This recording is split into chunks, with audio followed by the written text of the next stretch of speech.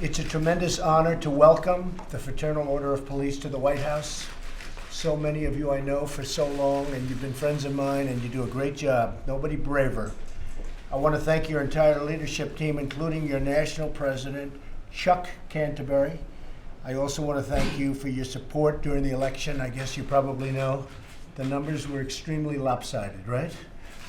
I'm just trying to figure out who were the few people that voted the other way. Who are they? Could you find out who they are, please, and let us know? As I traveled the country during my campaign, I had the great privilege to spend time with our amazing police officers who risk their lives every day to keep us safe. And I made a crucial pledge. We will always support, and you people know that better than anybody, you know me, the incredible men and women of law enforcement. I will always have your back 100% like you've always had mine, and you showed that on November 8th. I'm also pleased to have with us our great Attorney General, Jeff Sessions. Thank you, Jeff, for being here. It was a big day you had yesterday, too, in sanctuary cities. Thank you. That was a very, very important thing you did, and frankly, a very popular thing, so congratulations. And Jeff is with us, a strong supporter of law enforcement. You know that. He was in Alabama. He was the Attorney General, he was the U.S. Attorney, and a lot of people don't know that. They know him as the Senator, but the law enforcement people knew him more even as the others, so he's going to do a great job. Good, Jeff. Great to have you with us. Sadly, our police are often prevented from doing their jobs. When policing is reduced, the main victims are the most vulnerable citizens of our society, and you see that all over. In too many of our communities, violent crime is on the rise, and in too many places, our citizens have not been safe for a very, very long time.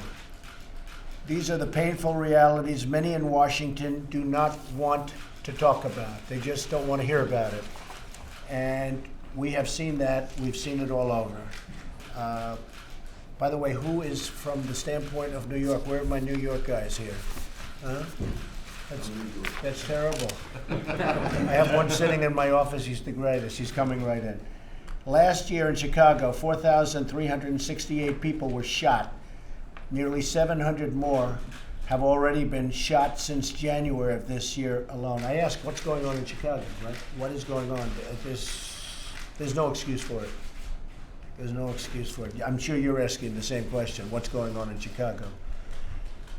I also want to thank our Vice President for being with us. Mike Pence has been amazing, an amazing Vice President, and very much a believer in law enforcement and the job you people do.